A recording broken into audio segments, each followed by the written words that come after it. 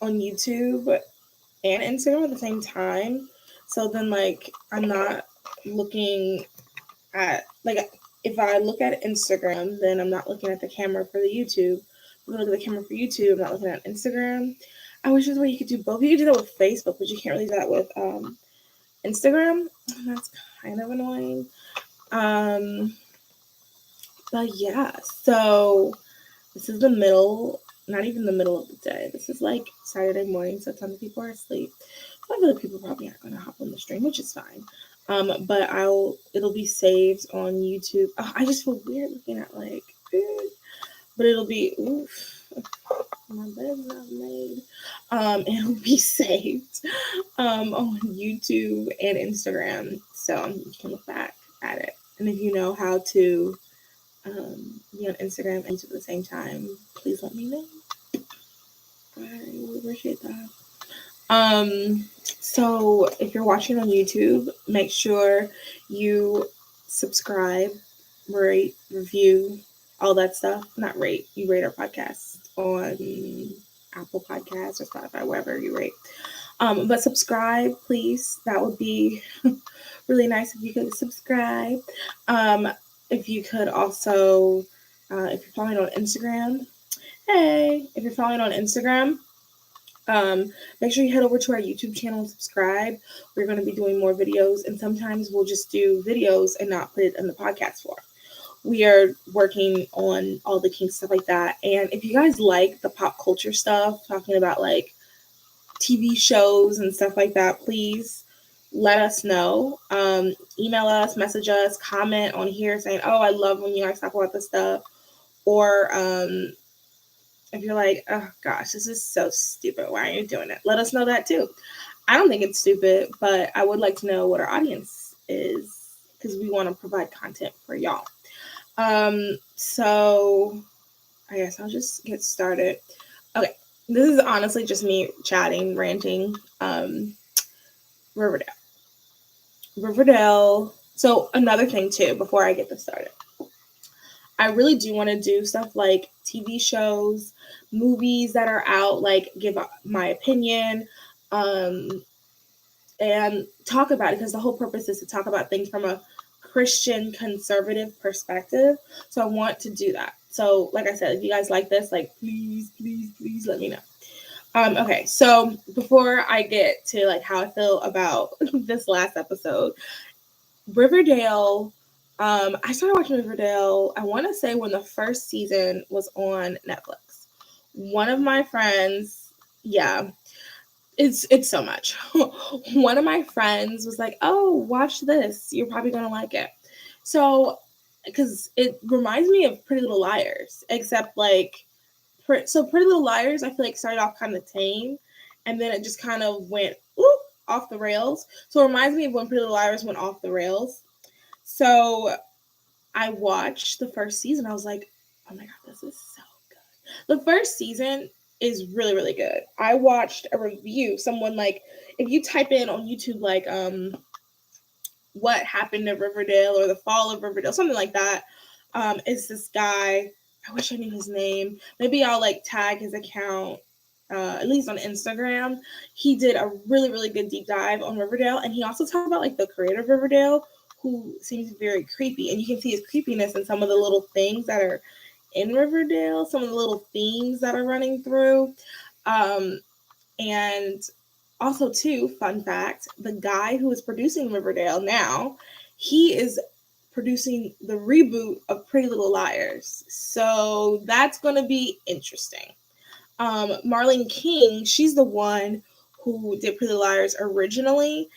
And she also did The Perfectionist and Ravenswood. And it just, both of those lasted 10 episodes max, I think. And people are like, ugh. But, Pretty Little Liars went on for 100+ episodes. So clearly something was right with Pretty Little Liars. I think it was probably part of the mystery at the very beginning. It was a mystery that we liked. The Perfectionist, Pretty Little Liars, that was a mystery that I enjoyed, but I just remember, so like when I was watching Pretty Little Liars growing up, I remember, well, first of all, I wasn't allowed to watch it. I had to sneak and watch it. So to that, but like I and if you're younger, don't sneak and watch stuff your parents don't want you to watch. That's wrong. But anyway, um, I would sneak and watch it, and I remember like as I got older, it wasn't necessarily. It was more of like, okay, if you're gonna watch this, it's up to you. So when I got older, I would try to watch every single Tuesday. In college, like I'll never forget the time Ezra turned around to be he was supposed to be A. Like they wanted us to believe. Well, I'll get to Pure Flix in a second. They wanted us to believe that Ezra was they wanted us to believe that he was A. I remember I was watching in my friend's dorm, and it was a women's floor, and you could hear everyone like on that floor. Everyone went like you could hear it because everybody was watching it. So like that is what Pretty Little Liars. That's what it did. But like I feel like I couldn't miss a week. Like I had to watch. I had to watch it. Yes, love Ezra. But then the other show, The Perfectionist, I think I missed like 2 weeks and I was like, oh, let me catch up. Like I didn't feel like I had to watch it. I didn't really care as much. Like, so that is, I don't know how they captured that for the first Pretty Little Liars and not the second Pretty Little Liars series. And Ravenswood, I think I watched maybe one episode and then she became a ghost. And I was like, okay, this is, like, I also don't like ghost, like, I don't like ghost stuff. That's just not my thing. So that was another reason. I was just like, okay, this is dumb. So I didn't watch that. But anyway, I'll let say the guy who is doing Riverdale is now doing the Pretty Little Liars reboot. Let's see how that goes. Also, too, why are they rebooting after like I think Pretty Little Liars ended like my senior year in college? So I mean, it's been what like 3-4 years. That's weird. But yeah. So about Pure Flix. Okay, we can do better as Christians. Our biggest problem is our entertainment. Not our biggest problem. One of our problems, and it's a big problem. That's what I mean. One of our problems, and it's a big problem, is our entertainment. We can do better. Perfect example. Why are they doing another God's Not Dead? Why? First one, quality. It was not bad. It was not bad. Second one, didn't see it. Third one looked cringe. Now they're doing a number 4. Like, we can do so much better. Perfect example. The best book that Frank Peretti has ever written is called The Visitation. I highly recommend it. It is so good. It's holding my laptop up. One of the books holding my laptop up right now. I'd pull it out and show everybody. The Visitation. Such a great book. Movie adaptation. Subpar, to say the least. They could have done so it's Christian, but it's a thriller. So essentially this guy comes to this town and he's performing miracles like Jesus. He like healed somebody, and then there for the so also to this, like for the Catholic people, the statue of Mary is crying and people will put their hands under, like let the tears touch their hand and they would be healed. This guy is coming and he's laying hands on people for the Pentecostals. He's laying hands on people and they're like falling out and they're fine. And like all these miracles are happening and in this town, and it's just, and that's all I can tell you without like giving it away. But all these miracles are happening. This guy is coming and he's the one supposedly producing these miracles. And it's a thriller, so there's like some crazy stuff that happens. It's so good. It is the best book Frank Peretti has ever written. You also might know Frank Peretti from This Price of Darkness. That's a really good book too. And he's written so many other really good thrillers, but like the movie was just so, and I'm like, if this was done by someone secular, they would have, like, the movie would have been apart. And that's what bothers and annoys me. I'll get to Riverdale in a second, but since we're on the topic, that's what bothers and annoys me because we can do better. I went to a Christian high school, and the actors in my high school were like better than Disney Channel actors. Like the people that did the plays and stuff were fantastic. Regent, I went there for grad school. They have a whole acting department. A lot of those kids, fantastic, out of the park, amazing, fantabulous, great. but for whatever reason, they're not, like, I don't know, like, how, I don't know how it all works, but they're not being put in like decent quality movies. So like, I want to support pure flicks. I want to support good Christian movies. Like, the Christian movies will come out and I'll be like, all right, I'm gonna go and support them. But then I'm like, you know what? No, I don't want to support them until they're good. I want, because I'm like, if we keep supporting these poor movies, they won't raise the bar. They're not going to become better. If we continue to support bad movies, the people who are producing them are not going to know they need to do better.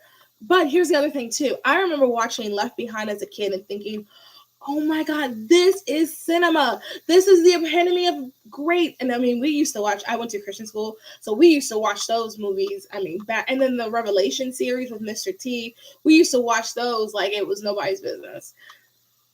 I rewatched it, I want to say my sophomore year in college. I actually rewatched it because I had two friends that weren't Christians and they watched the Left Behind series, the Left Behind movie on Netflix. I think it was the one with Nicolas Cage that they watched, but either way, I saw both of them and they're terrible. But they came up and I was working. They're like, "Oh my gosh, we just saw this movie last night. It's like a Christian apocalyptic movie. It was so terrible." And they're like describing it, and I was like, "Left Behind? Was that the name of it? I Left Behind, maybe?" And like, "Oh yeah, that's such a silly concept." Blah, blah, blah, blah. And I was like, "Yeah, yeah, terrible movie." But I remembered it being so good. And then like I watched it again myself and I was like, this is awful. Like, what the heck? Why did I think this was good? So I want us as Christians to hold our fellow Christian entertainers accountable. We can do better. I know we can because I know some good Christian actors and we will do better. Also, too, I think it's a money thing. Like, I think those Christian movies need more money. So like if someone told me that they wanted to do a better yeah, I'll get to that too. If someone told me they were going to do a better version of The Visitation, I don't have much money to give, but I would give money toward that because it is a good movie. I think it, and honestly, like, I think it's a really good tale for Christians specifically about discernment, which is funny you said discernment in the comment, but it's a good tale for Christians about discernment, first of all. Second of all, it's a good thriller that I think non-Christians would be like, well, let me just see what this is.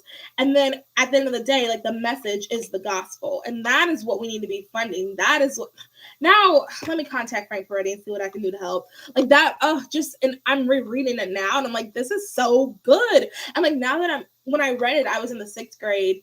And which is interesting looking back, I'm like, wow, this is kind of heavy for a 6th grader. And I feel like I didn't have any real like, no, I didn't have any problems really in the 6th grade. I was bullied a little bit.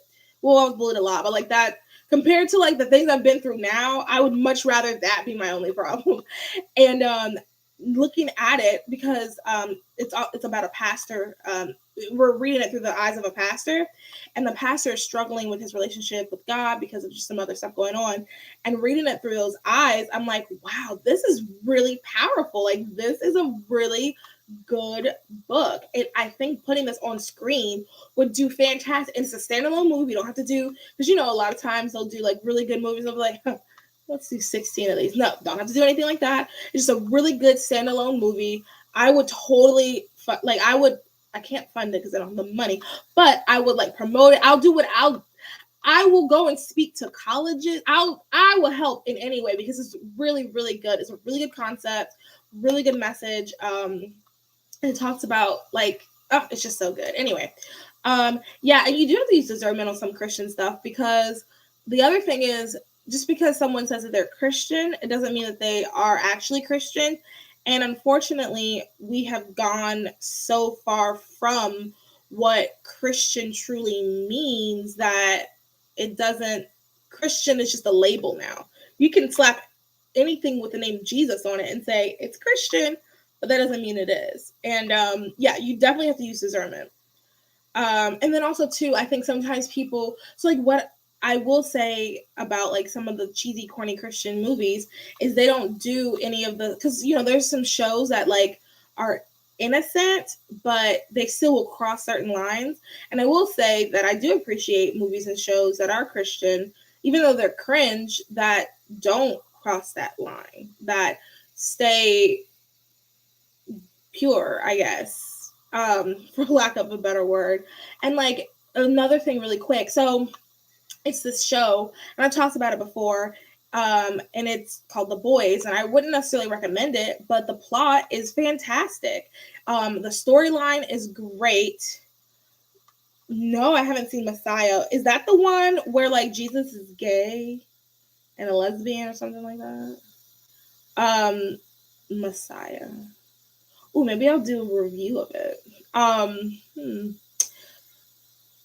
But so while you're typing that, let me finish my thought real quick. So like the show, like The Boys, stuff like that, like it is about superheroes. It is something that like Christian, I don't think I've ever even heard of it. And if I have, they haven't done a good I mean, if there is one, they haven't done a good marketing of like a Christian movie that's about superheroes aside. Okay, yeah, send me the link. Aside from like Bible Man, but Bible Man's catered to kids. What about superhero movies catered to adults? And adding like sex scenes, stuff like that, that doesn't mean you have to cater it to. You don't need that to make it adult. You just talk like, oh, there's just times where I fast forward things on The Boys because it's just inappropriate, and it's like this whole sex scene you're doing here is not necessary. Like it doesn't add anything to the plot. Nothing happens in this scene that will be beneficial for the plot later on, so there's no reason to do it. You know, like that's annoying about it. That's annoying about like these shows, because a lot of them, I mean, and you know what, this is a good segue for Riverdale. I like Riverdale. I watched Riverdale because I liked the first season, but even in the first season there were just scenes that were just, first of all, these are high schoolers. So I really don't think you should be showing high schoolers having sex at all. Like I just don't understand why they sexualize high schoolers. In one of the reviews I watched, someone had made the comment like, why don't they just make them college students? And they also don't look like high schoolers. Like, they look like grown adults. And they do grown adult things, and they make grown adult decisions. So like, why are they high schoolers? But anyway, but there's some scenes in Riverdale that I'm fast forwarding through too, because it literally, this scene right here does nothing for the overall plot except, you know, add sauciness. And that's like, and unfortunately that's sex sells, and that's what some people are watching it for that. I'm watching it because this show is ridiculous and I need to know how it ends. That's why I'm watching it. But like, there's people who will sit there and be, oh, this is good, yeah, oh. But they're supposed to be in high school. But now with a time jump, they're my age. I think they're like 25, 26, which is also kind of weird because it's like they don't even look older. They just look like that now. They're more age appropriate because I'm pretty sure some of them are like 30. It's so strange, so strange.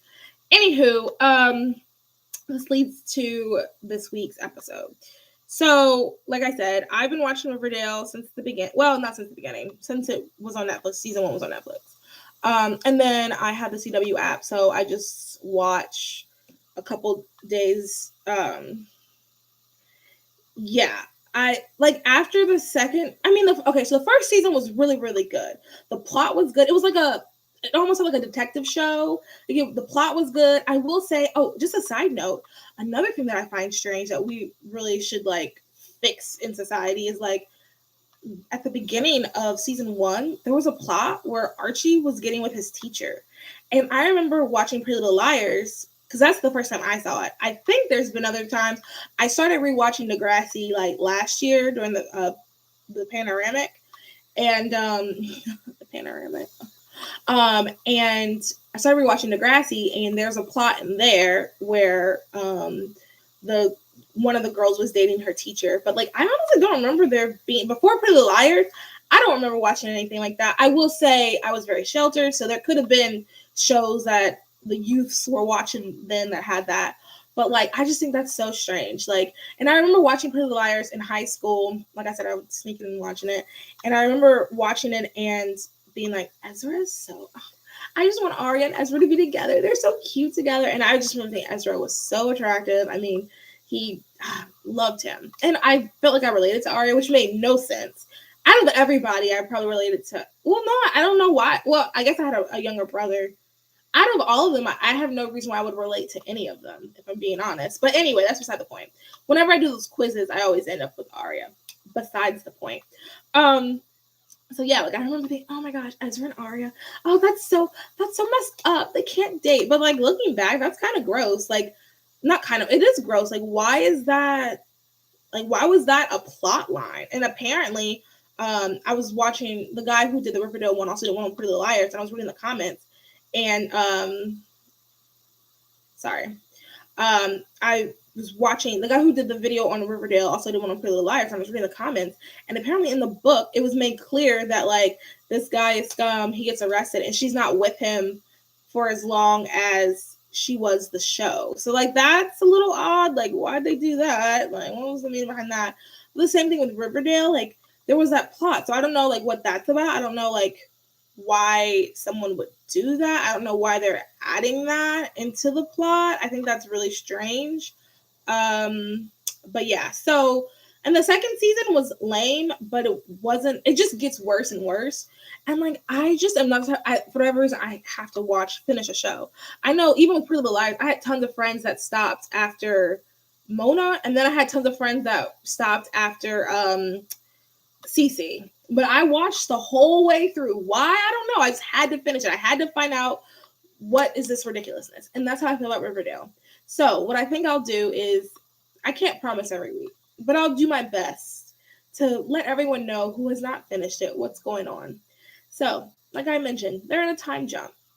And last season, I guess, last like 4 episodes, they like had a hiatus. I'm guessing because of Miss Rona. They did a hiatus because I'm guessing someone had, I don't know. But last episode was in March, and then they finally got back today.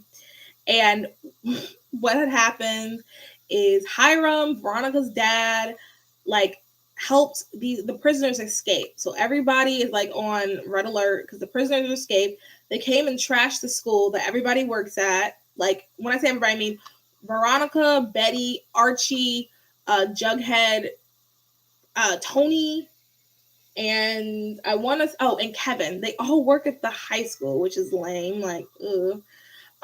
No offense if you work at your high school, but I don't know. I just think that your entire friend group working at your old high school, that's kind of cringe. And then, so yeah, so they like fought the prisoners that came to the high school. That was like the last episode. And this episode is they have to clean up the high school. They have to go virtual now. That's what Betty's mom said. Because then Betty's mom, I think she's in charge of the newspaper or something like that. She's like, oh, I guess we'll have to go virtual. And I was like, oh, fun. And then, so now it's like this thing. So Jughead did some shrooms, which is interesting that shrooms are becoming popular and now they're on the show. But yeah. Anyway, so Jughead did some shrooms and he's missing. And then Betty and the new black girl, who is, I guess, going to be Jughead's new love interest, who is Pop's granddaughter, who owns the restaurant. And I can't remember if she's in high school or not. But that's also weird. Like, why are all these high schoolers owning restaurants and speakeasies? I still cannot get like that plot of Veronica owning a speakeasy in high school is ridiculous. I can't believe that was even like a plot point. Like, oh gosh. Anyway, so they did that. Okay, so then Betty, the black girl who's Pop's granddaughter, called Jughead's ex-girlfriend, and they're looking for Jughead. And then she tricks them into taking shrooms. She puts like I guess you can sprinkle dust of shrooms over their fry or something like that. So they trip, and that was like weird. But then like Archie and Veronica are like trying to get back together. But Veronica is married now to a Wall Street guy. And Archie doesn't want to be with her until she finalizes the divorce. So good on Archie. I appreciate that. But also too, like, that's strange. So they have their little like, well, I don't want to get with you because you're not divorced yet. And then Veronica owns like in New York, she owns this like really nice diamond store. I think it's like under her, like her husband doesn't know. And some of the criminals come and take like this emerald rock, like they steal it from her. So now she's calling Archie and everybody in the gang, except for Jughead and Betty, because they're doing their own thing. But they call Art. They call. She calls Archie, and like it's Archie, Kevin, not Sweet Pea, but the other guy that dated Kevin for a while, and then someone else, and they're all together, like, all right, we gotta do this, and then the criminals, like, some of the criminals that like escaped, kidnapped Veronica's dad, Kevin's dad, and then the governor, and it's just ridiculous. Like, it just doesn't, like, this episode was just so jumbled, it just didn't make sense. Like, that's my problem with Riverdale now. It's just unrealistic and it doesn't make any sense. I think I was holding on to Riverdale being a decent show for quite some time. I think I realized this is ridiculous and doesn't make sense when Archie was in jail and Veronica, Cheryl, and like some other cheerleaders stood outside of their like prison gate and did like a cheer routine. And I was like, this is so ridiculous. Like, and then who, like, here's the other thing too. Who was watching it? Like, who was the target market? I'm gonna be honest with you. I like CW shows. Okay, whew, I said it. I know that CW shows are cringe, most of them. My brother teases me for liking the CW, but I like the CW. I'm still watching The Flash.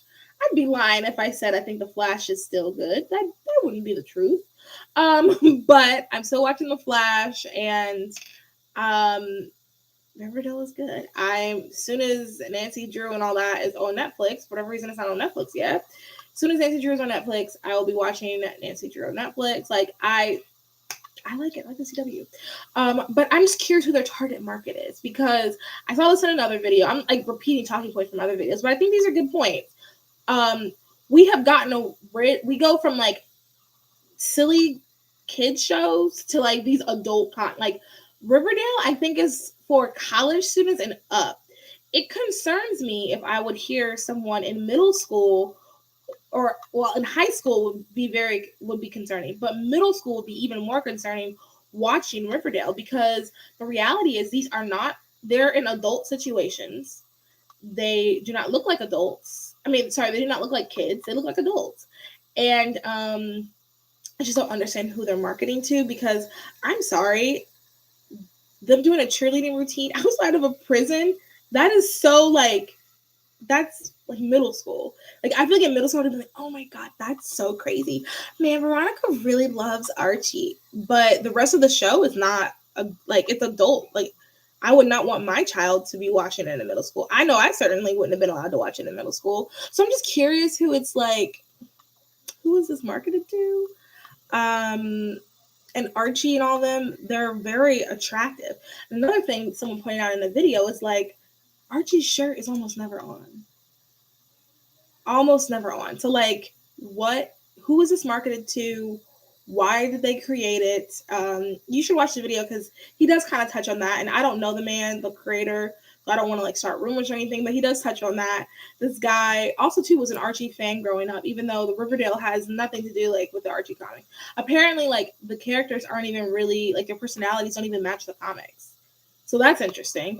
But yeah, so that's my, 20, almost 30 minutes talk about Riverdale and TV shows. And I just find it very interesting.